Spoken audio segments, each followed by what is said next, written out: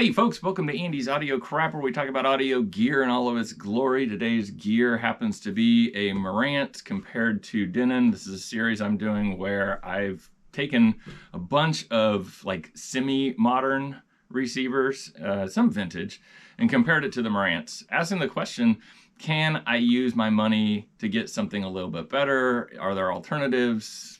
You know, so on and so forth. Let's just kind of roll into it here. I'll explain more here in just a second.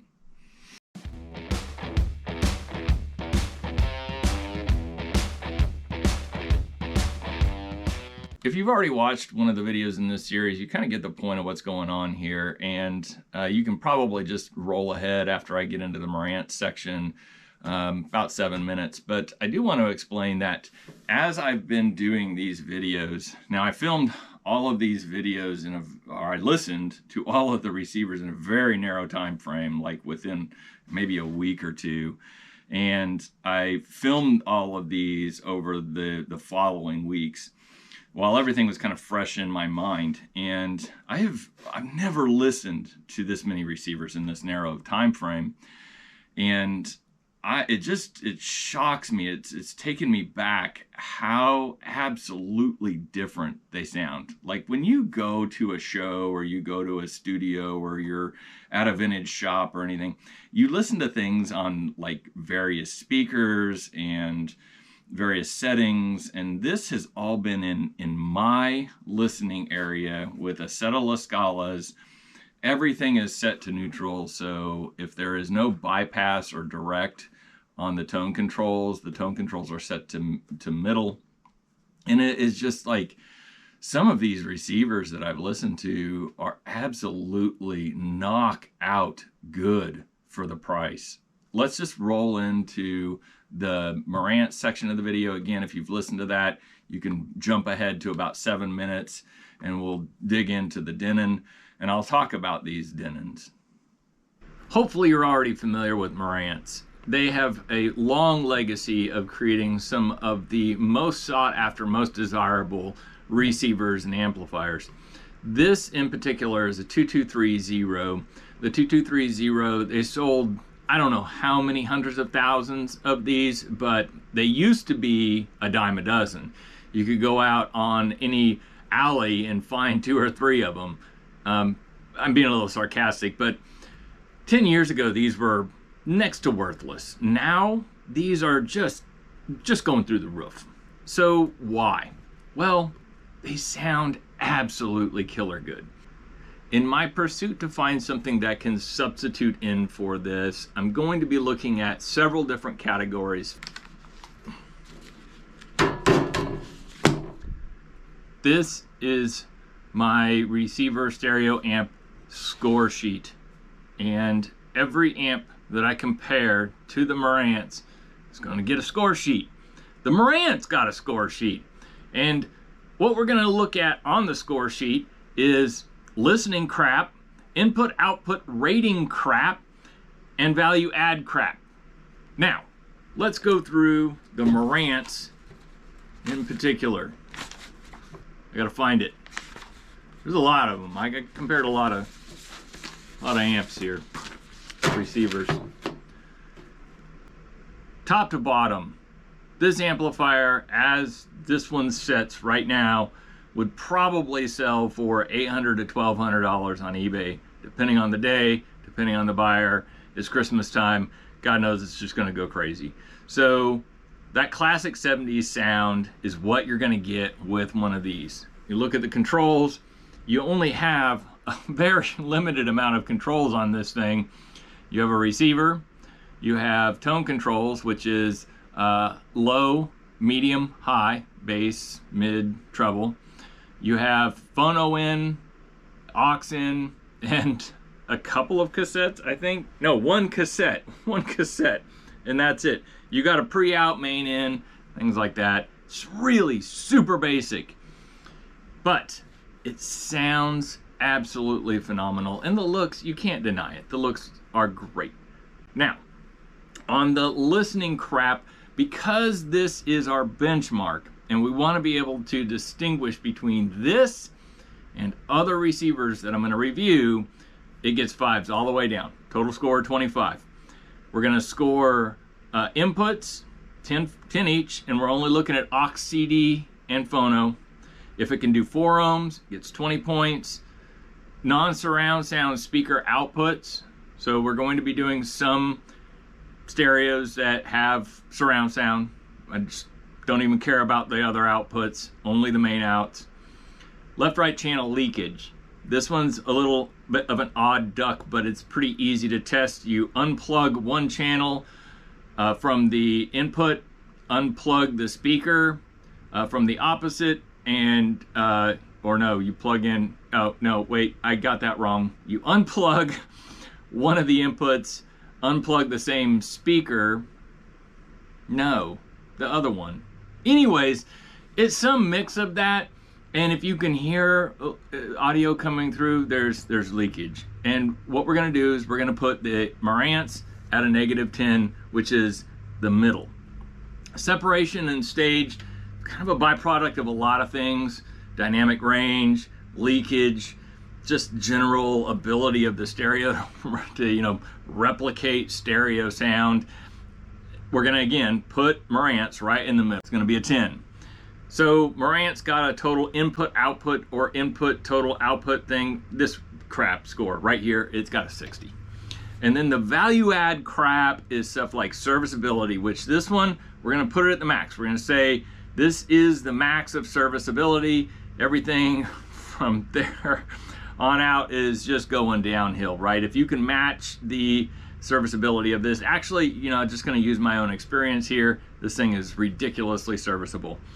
Build quality, we're gonna put this right in the middle. We're gonna say this is middle tier, and you're gonna see on some of these amps that they just went to the hilt to outdo themselves on things that you'll never ever see unless you're working on them. And then value, price. Now, the Marantz is gonna be lower on this scale, right? It's very expensive for what it is, for how many watts you're getting, and well, you'll see as you watch these videos, you'll see the faceplate option and just general attractiveness. Marantz, I put it at a 40 on both. There are better ones out there, and I'm looking at one of them right now. Hopefully you subscribe, because this is going to be a series. I don't know how long it's going to go on. I just keep finding stuff and buying it to review against the Marantz. Welcome to the Denon part of this video. This is the second Denon video I've done compared to the Marantz. The first Denon was a 3800, which is kind of their tier, a top tier, higher tier, not really top, but they're higher tier, and they do sound really good. Those sound absolutely fabulous, but I don't like the black face, so I wanted some silver faces, and what I ended up with was, I think this is the 883, and this one's the 985. I don't know, it's in the description, one or the other, and they're very, very similar, and so I decided just to do one video to cover both. They are better than 3800. And the reason that they're better than a 3800 is mainly because of the looks.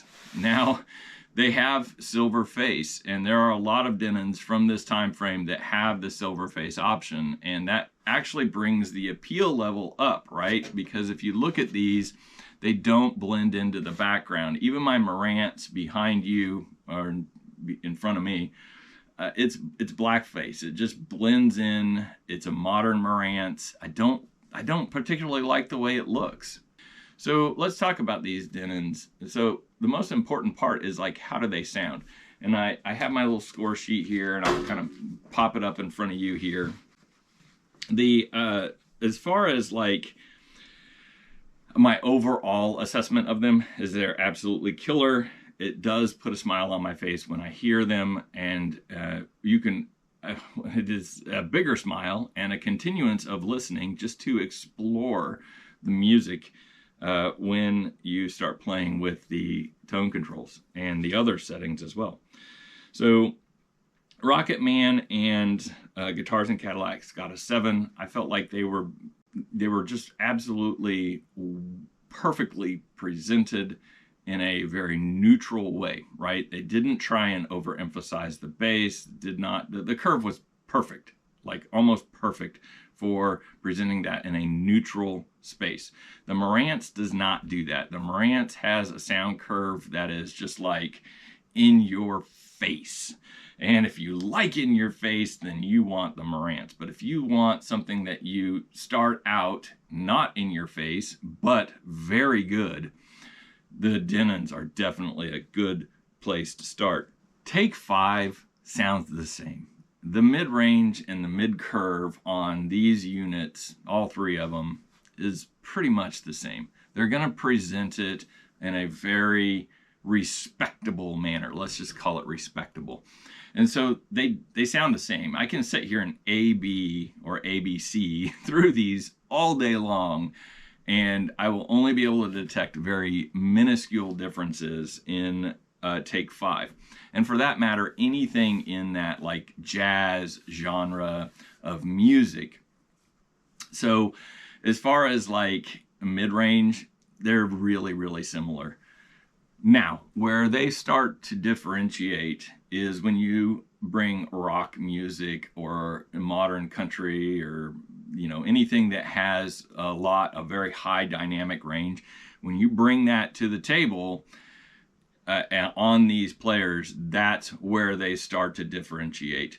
The Marantz, honest to goodness, and I know that this is because it's a vintage unit, this has been this one's been refreshed and it's been serviced. It's foggy. It has a distortion that if you enjoy 70s music, that distortion sounds perfect. But if you like Metallica or Tool or gosh, I don't even know what else to all the 90s alternative, all of that good stuff. If you like that stuff, the clarity that comes out of the Marantz is not going to wake that music up.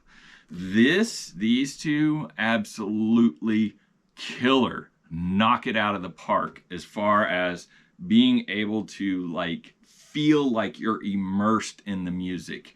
The cymbals and the bass drum and the bass guitar and any acoustics that's going on and the vocals do not blend at all on these that I can discern in my environment with extremely sensitive speakers.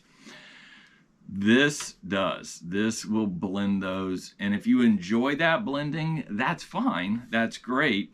I don't. I personally am after a sound that is just you can hear the depth of the different instruments and what's going on in the music. When something is just slightly hitting in the background, I don't want it overtoned by the bass. And this punchy bug here, it will do that. And on the top end, it gets foggy.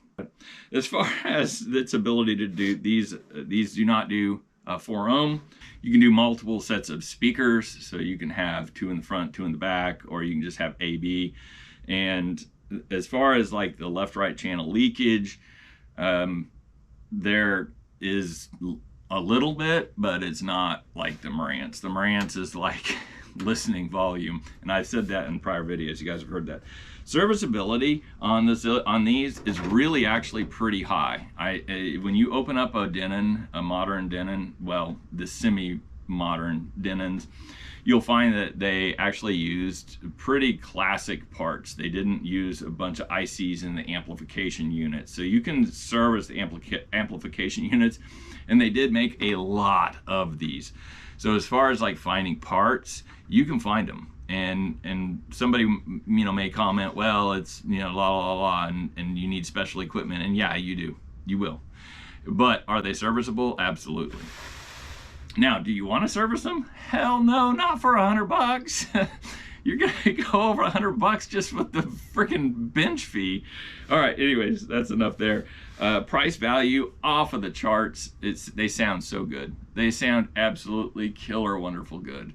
And so, like, if I had $800, would I go buy one of these or would I buy these? I'll answer that in just a second. The silver option and visually attractive, it's not as visually attractive as this, but it is pretty darn spiffy good looking. Now, let's look at the charts. You can see that the Denon lands above the Marantz, and that is due to the way that this is sorted, and that is basically how did it sound. The sound to me is the most important part. Its ability to do like 4 ohm is pretty important to me as well, because that tells you how well they did in the power supply. But yeah, pretty good stuff. And the price to value, the value chart here, it's you can see higher value to sound ratio. Okay, now would I buy it? Would I buy the Marantz if I had 800 bucks? You know what? If I had $1,000, what I would honestly do to this point in the video, now I'm going to be presenting some better ones. This point in the video, what I would do is I would probably buy the Pioneer 9500 Mark II, and I would buy one of these, and I would just, you know, float between them. If I had 2 separate rooms, I would use one in one room and another in the other, and they're great. They're wonderful. Is this thing worth $1,000 right now? Which is kind of that they're floating between, if they're serviced, they're floating between $800 and $1,200. I honestly think we've reached yeah, they're selling because it's a Marantz. You're paying a tax for it being a Marantz. Does it sound better? Sorry, it doesn't. It has a level of distortion that makes the music not so enjoyable for me on the type of music I listen to. As far as like classic rock, it sounds second to none. But you put it up against one of these, and if this is offending you, I'm very sorry. I apologize. I'm not calling your baby ugly. I'm calling it good for the 70s. I'm calling this good for the 70s and a little bit better. So maybe I did just call your baby ugly. I'm sorry. It's getting to the point in this series that the Marantz is looking less and less attractive from a price, listening experience, and so on. All right. Stay tuned to the next one, because it's just gonna get worse. It's gonna get worse. I apologize in advance. I love you guys, but it's gonna get worse. Sorry, before it gets better. It'll get better in the end. I promise. It'll get really good in the end. Like and subscribe. Thanks for watching. Oh, here, listen to them.